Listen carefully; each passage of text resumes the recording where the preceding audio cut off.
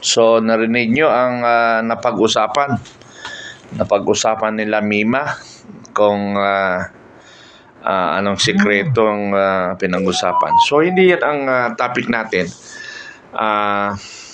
Sino nga ba ang mumaslang o mastermind sa pagkamatay ni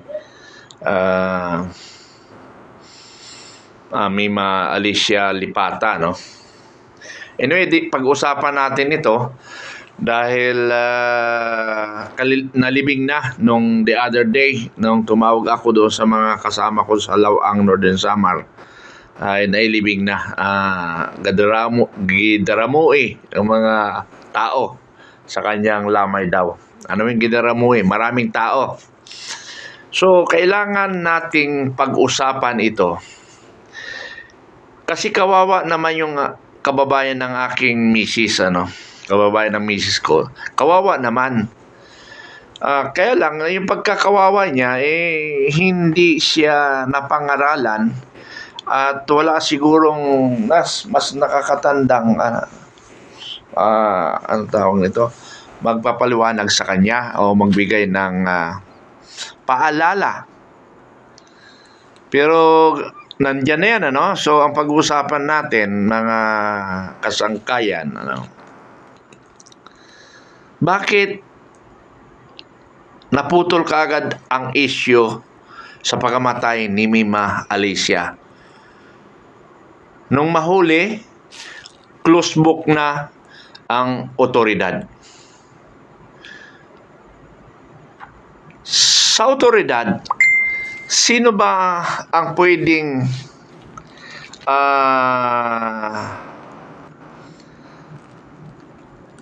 magpahinto or i-close book? May kakayahan ba ang DDS? O may kakayahan ba ang ibang tao? So, mag-isip kayo. Mga kaibigan, mag-isip kayo. Napaka-kwan itong usapin na itong mga kasama. Mabigat na usapin kung sino ang nagpapatay. DDS ba o Marcos Loyalis? Pero nag-resign na si Mima. Nag-resign na siya doon sa kausap niyang babae kasi pinaparatangan siya. So, mga kababayan ko, kababayan kong Pilipino at kababayan ko waray-waray, kasi ako waray ng Maguindanao, Yung misis ko waray, pure na waray. Ako pure na waray rin. Pero hindi ako lumaki sa Bisaya. Lumaki ako sa Upi, Maguindanao. Si Mima Alicia ay taga-barangay Antipolo, Lawang Northern Samar, na kung saan ay kapitbahay lang namin sa Lawang. Almost 3 kilometers lang ang aming distansya ng bahay kasi nasa poblasyon siya, kami ay entrada ng barangay ng Lawang Northern Samar.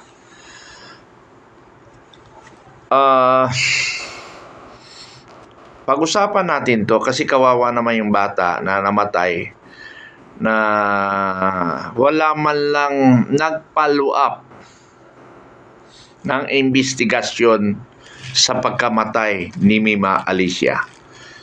Ang mga magulang nanahimik, alin lang sa dalawa, pinatahimik or wala talaga silang alam. Kaya tayong mga Pilipino na nagmamahal sa taong bayan, lalo na yung mga kapwa niya vloggers, yung kaibigan na vloggers, basta yung kaibigan niya na vloggers na pro Marcos, bakit nanahimik kayo? Bakit nanahimik kayo sa pag-iimbestiga at pag-follow up? Malaking question mark yun, Malaking katanungan, bakit wala man lang na nagpa-follow up? Di ba ang daming matatapang na vloggers sa kasamahan ni Mima Alicia? kumanlait ng tao, ganun-ganun lang.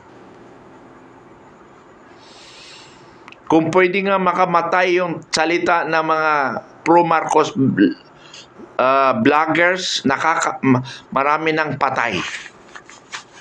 Pero bakit ngayon tahimik sila? Wag niyo munang wag niyo munang burahin yung mga trolls kasi magandang discussion ito, no? Magandang discussion ito. Hayaan niyo yung mga Galaxy, hayaan mo muna sila kasi gusto kong pagdebatihan namin ang patungkol sa bagay na yan, ano? Salamat, Galaxy. Good evening po, sir. Birmalayo, Bobo si BBM. Oh, bakit anong kinalaman naman sa pagkamatay ni BBM? Pagkabobo, ano? Longer BBM was cruel yesterday even though he increased OFW.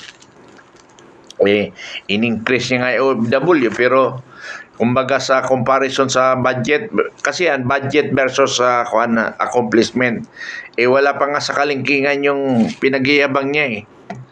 Okay, patuloy tayo. Iwanan na natin muna yung zona. Dito muna tayo mag-focus, mga kaibigan. Okay. So, are you absolutely right, sir?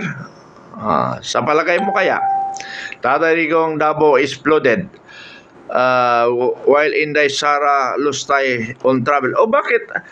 Ato na, wala. Kayong mga trolls, Kayong mga trolls, ang topic, yung vlogger si Marcos, na pro-Marcos, hindi naman Marcos, pro-Marcos, na bayaran ni Marcos, bakit hindi yun ang topic natin? Bakit yung mga sinabing flooded? Bakit Davao lang ba? Ang tanong ko kasi ganito, bago ko tapos yung mga itong troll na ito, pagka mga tagapag-delete ko, pagka usaping labas sa kay Mima Alicia, i-delete nyo kasi nakakasira. Kasi doon ang topic natin kay Mima pupuntusan natin Alam mo, Tatay Digong na pangalan, ito yung sinasabi ko na lagi kayong sinasabing Davao ng Davao, Duterte ng Duterte. Bakit ayaw naman ni Pangulong Marcos ituloy ang investigation? Puro na lang kay propaganda. Dapat ituloy ang investigation para may managot. Para may managot. Okay, iwanan natin yan yung sa trolls. Basta Galaxy, pagka labas sa pagkamatay ni Mima, i-delete mo kasi hindi yun ang topic natin. Ang topic natin ngayon, mga kasama, yung pagkamatay ni Mima Alicia. Pwede natin pag-usapan na yan. Pwede natin pag-usapan. Bakit nahinto ang vloggers na pro-Marcos? Kung talagang pro-Marcos yung vloggers na yan, bakit mismo ang Pangulo hindi nagpa-imbestiga? Pero ang Pangulo mismo, base sa social media, base sa mga news, na ang nagpa-ayos ng Lamay Week ay ang Pangulong Marcos. Tingnan nyo siyang nagpapahanda lahat ang gumastos, dinala sa Lawang Northern Samar. According to information, si Marcos daw ang nagpa-asikaso.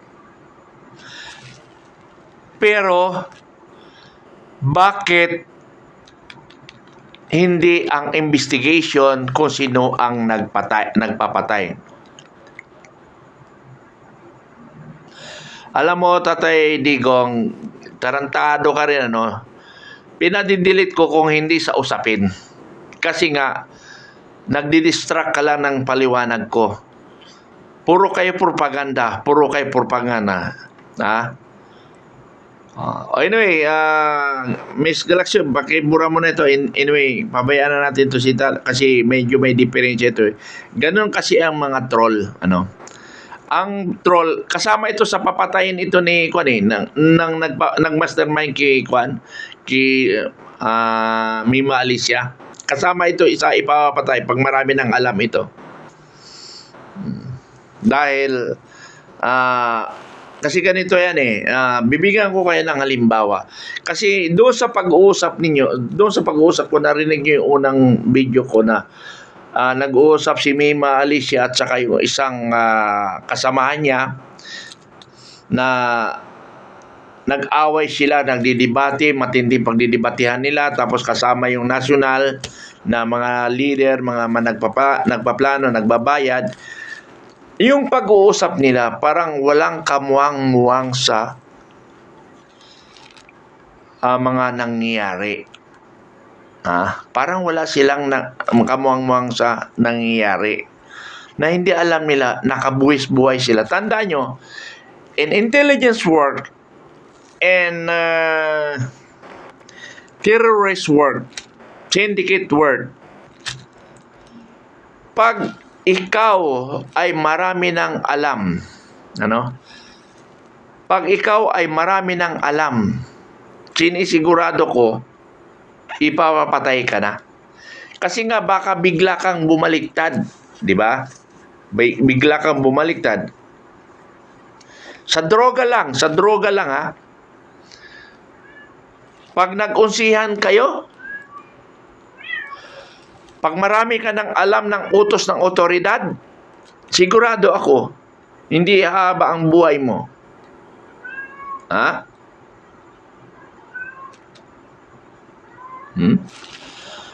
Alam nyo, mayroon ako isang sundalo na matagal na kami naghiwalay. Ginagamit siya ng sindikato. Ngayon, yung pag-uutos sa kanya bilang isang sindikato, hindi niya na nakakayanan. Hindi niya na nakakayanan. Gusto niya nang magpahinga, magpalamig. Kasi wala silang ginawa kundi mag-bank robbery, pumatay, ganun ba? Hindi niya na nakukonsensya. So gusto niya na maglaylo. Alam mo ang ginawa sa kanya? Dinalaw siya sa kanyang bahay. Nagtaka siya na hindi naman nagdadalaw yung isang tao na ito, biglang dinalaw ako. So dahil alam niya na ang trabaho ng sindikato, hindi na siya nagpauna. Tutok agad siya kagad. Tutok. Ibaba mo ang baril mo, kung hindi, ako ang mauuna sa'yo. Ibaba mo ang baril mo. Kinuha niya yung baril bago sila nag-uusap. Tapos tinignan niya sa labas kung may kasama ba siya o wala. Tapos tinawagan niya yung boss nila. Yung boss nila. Sir, bakit pinapunta mo dito? Ganito. Hindi, kasi matagal ka na hindi nagpapakita sa akin. Kaya pinapasyalan kita. Hindi, sir, bakit hindi mo malako tawagan? Ganito. So, ibig sabihin, handa siya. Kasi nga alam niya, ipapaliquidate siya. Kasi nga, marami siyang alam. Mula noon, umalis na sa bahay niya. Kasi nga, alam niya na ipapatay siya.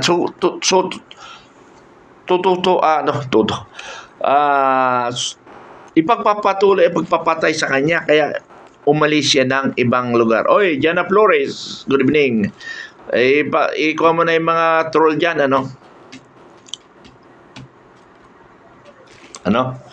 So, kayo mga trolls, ang pinag-usapan natin, yung vloggers ni Marcos, namatay, tapos walang nagpa-imbestiga, walang nagpalop, pero yung burol ni Mima Alicia, inasikaso ni Marcos. Biruin mo hindi ko lang alam kung kasi narinig ko sa mga media na si Marcos ang nag-ayos ng kanyang burol hanggang dinala sa Lawang Northern Samar. Pero yung nagpapatay sa kanya, wala nag-follow up. Sino ang gumawa nun? Itong aking vlog ngayon is a lecture sa mga vloggers na bayaran. Sa mga vloggers na bayaran, ingat na kayo. Isa ng halimbawa yan. Ingat na kayo. Tandaan nyo, pag kayo ay ginamit sa masasama, masama rin ang pupuntahan ninyo. Tandaan nyo yan. Pero, kung ikaw ay may prinsipyo, hindi ka nagpapabayad, hindi ka nagpapagamit, sarili mong opinyon, sarili mong diskarte, sarili mong panindigan, ay alam mo na kung sino ang magpapatay sa iyo kasi nga alam mo na kung sino ang tumitira ang tinitira mo. Sabi ko nga sa anak ko, pag ako namatay, tingnan mo muna yung vlog ko. Tingnan mo muna yung vlog ko kung ano yung mga matagal ko nang tinira. Kasi hindi yung may mga situation kasi na binira ko ngayon, bukas ipapapatay ako. Hindi, papalipasin yun. Kasi pag ginawa niya kaagad ora mismo, siya na ang suspect. So sa dami mong binibira, mas delikado yun. Mas delikado yun kasi marami sila sa suspect mo. So, bakit, ang tanong ko ngayon, bakit nahinto ang investigasyon? Wala nang balita sa pulis, sa dahilan.